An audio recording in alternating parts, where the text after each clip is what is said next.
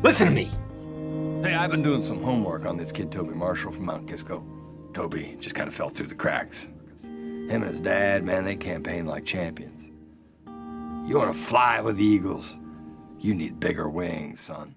At the beginning, it is told about a young orphan who is proficient and very skilled in his mechanical skill. He is named Toby Marshall. He is currently working as a mechanic in a workshop inherited from his father who recently passed away, and he said his father was a great wild racer. Toby's been running again, and running fast. In the workshop, Toby is assisted by his colleagues who are so very expert in their respective field, namely Finn, Benny who always want to be called Maverick to the Callum, and Pete, he is a rich kid who hang out on Toby's circle, and they are currently preparing for a race tonight. You want to make up your mind? What is it, 2, 3, or 4? Give me 4 clicks of compression. As the saying goes, the fruit doesn't fall from the tree. It turned out that Toby is also a great racer in his area of Mount Kisco. It is known that tonight they gathered at the drive-in or car park while watching a movie.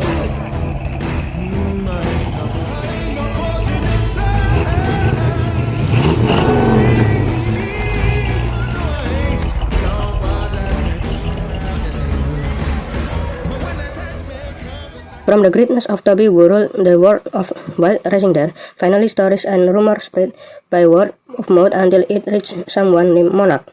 He was the founder of a secret wild racing event called The Lion, which is the highest caste among wild racing. Let me explain to all you people out there how this works one more time. Shut up! Listen to me. Have you ever even driven a race car? It's my race. It's the De Leon. But Toby's greatness is rivaled by a person named Dino, a wild racer who is also great even though they have never been directly involved in racing.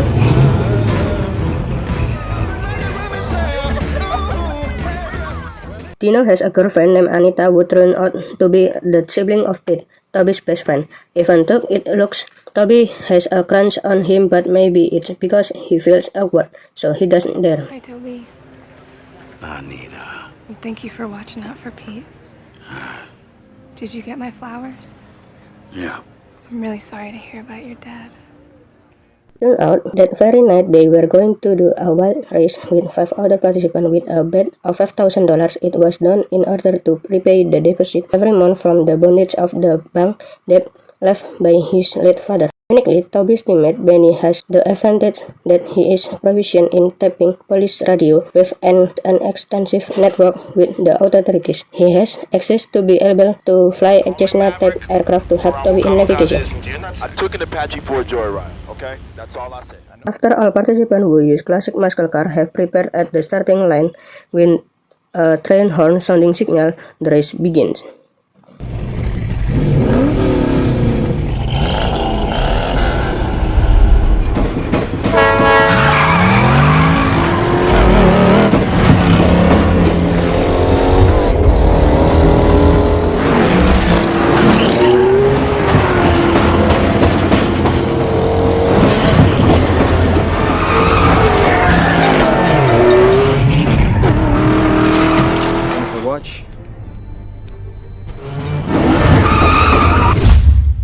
Toby, who used the 1969 Ford Gran Torino, raced very hard while his partner Pete seemed to be just a shadow racer to help Toby.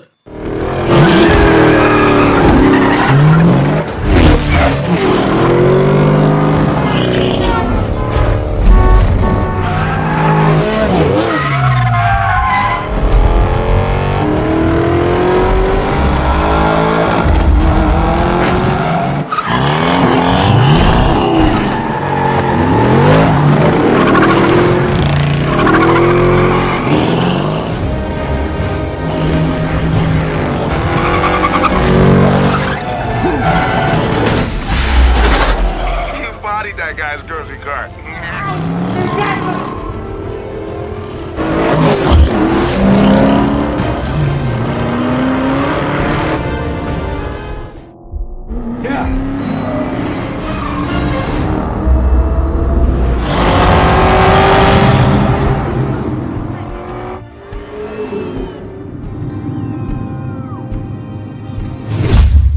After the victory they celebrate in Toby's workshop. Not long after, Dino came with all his arrogance, and it turned out he came there to ask Toby to reassemble the Ford Mustang Carroll Shelby series engine to be rejuvenated again. Nice driving. After 10 years, you want to just pick up some locker room fight. You, lost, Dino? I mean... I have a very special car that needs to be finished. I still haven't seen work as good as yours. It's the one Ford and Carroll Shelby were building when Carroll died. What kind of car are we talking about? Ford Mustang. The car was estimated to have a minimum selling value of $2 million, and then he promised a 25% reward and the sale price to Toby, although at first all of Toby's friends refused because they had bad memories with Dino, but in the end they managed to repair the Mustang car to show off and sell. Trying to get her back or something? Do it another way, homie. Have you lost your mind? I'm behind on... Really, Anita?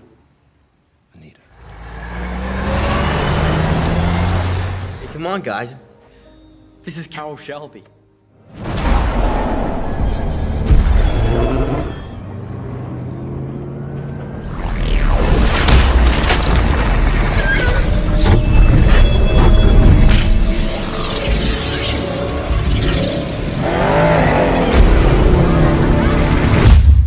Unexpectedly came a beautiful woman who was interested in the car. Her name was Julia, even though she looked like a newbie in the automotive world, but who would have thought that she knew very well about engines. It is known that Julia was ordered by her employer named Ingram. Go to the mall and buy.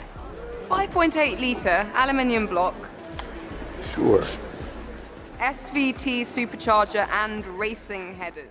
Then Julia made a challenge to Toby and Dino that if it was true that the car could go with a maximum speed of 370 km per hour, then he would consider the offer of $3 million offered by Dino. The next day, Toby immediately made a proof at a circuit. Toby was sure that his Mustang engine could penetrate the desired maximum speed, and success. Ingram agrees to a final price of $2.7 million.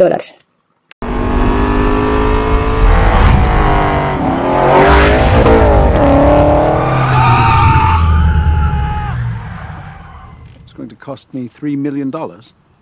That's the price. That was some driving, son. 2.7. Hey.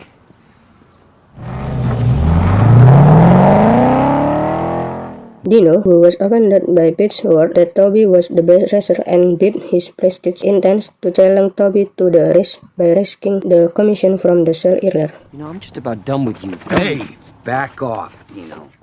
Then Dino took Toby and Pete to a place which he said has his uncle's house, a great car tycoon. Even though all cars are illegal, we'll see what's in his garage. Don't worry, he's in Monaco. In his garage, it turned out that there were 3 Koenigsegg Agera Air cars, all identical, just different color, and Pete, who was challenged by Dino's word, decided to race with them to prove who was the best among them.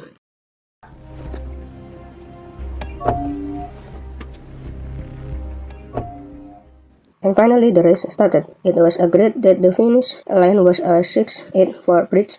The wild race on public roads using supercar was very exciting.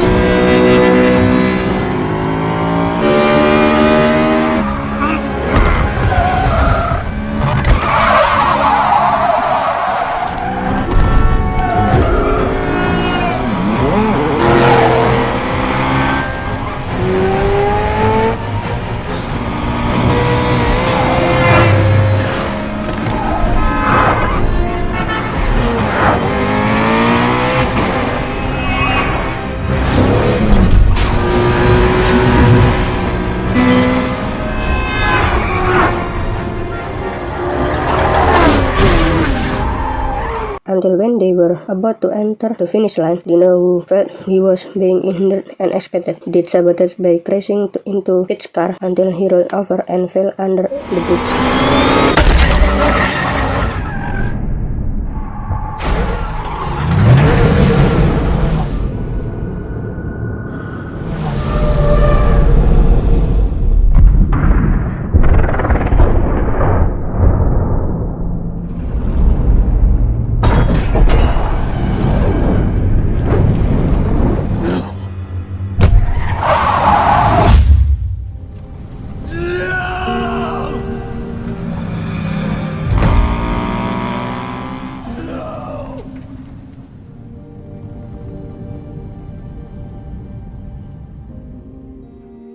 those who war against you. Behold, all those who were incensed against you shall be ashamed. Pete finally died, but at that time Dino ran away and scapegoated Toby as the main actor because Dino managed to erase the trail as if he didn't participate in the race at that time because of that incident. He was imprisoned for 2 years, and that's why the burning revenge began.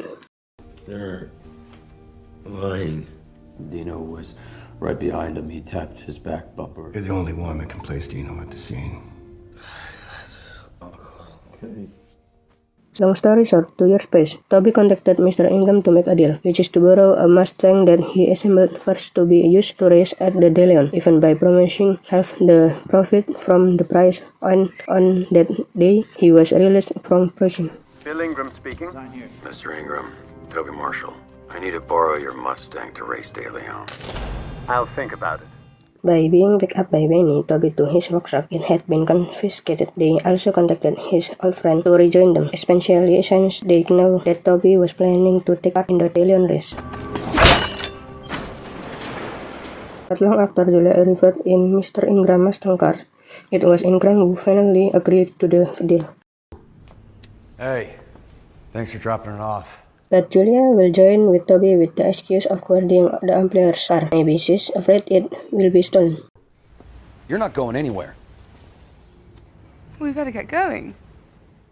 Toby immediately drove to California where DeLeon was being held even though he didn't have an official invitation, but Toby was sure that Monarch would be interested in taking him when he found out he was using the Mustang. It took them 2 days to get to California, and in the midst of that long journey, Toby and Benny planned something to drive their car in reckless way, so Julia felt paralyzed and asked Toby drop it in the middle of the road, but the plan didn't work out.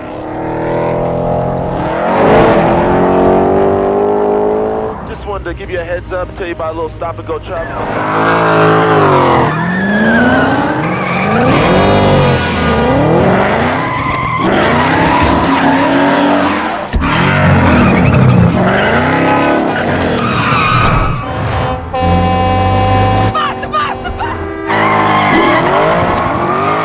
Looks like a scene out of Speed down Complete there. maniac in order to scare me out of the car is not going to work.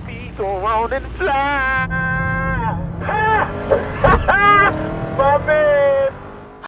Toby has been driving almost all day, and that night Joe will join them. They plan to pick up Wayne, who is said to have worked as an office worker who is clean and looks really good. Meanwhile, in another place, Dino is in again meeting with an investor to ask for capital worth $5 million, but it looks like he intends to divest the investor. What's the real commitment? $5 million.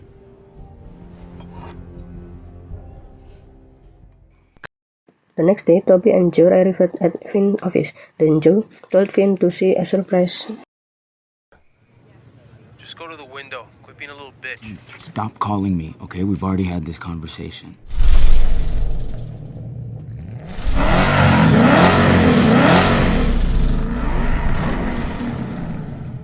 And at that time, Finn immediately decided to resign from his job in a very extreme way.